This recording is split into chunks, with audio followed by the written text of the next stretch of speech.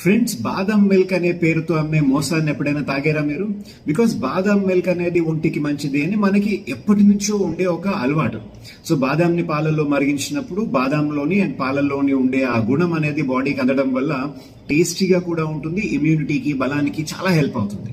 కానీ ఈ విషయాన్ని గుర్తించి చాలా కంపెనీ వాళ్ళు బాదం మిల్క్ అని బాటిల్స్ అమ్మేస్తూ ఉంటారు. కానీ వాటి ఇంగ్రీడియంట్స్ మీరు ఎప్పుడైనా చూసారు అని అంటే దాంట్లో బాదం మాత్రం ఉండదు. పాలు ఉంటాయి అండ్ చాలా ఎక్కువ పంచదార ఉంటుంది అండ్ ఆ కలర్ కోసం, ఆ టేస్ట్ కోసం artificial colours and artificial taste ని వాడతారు. దీంట్లో మహా అయితే 0.4% ఆఫ్ బాదం పీసెస్ అంటే 2-3 ముక్కలు వేసేస్తారు అంతే.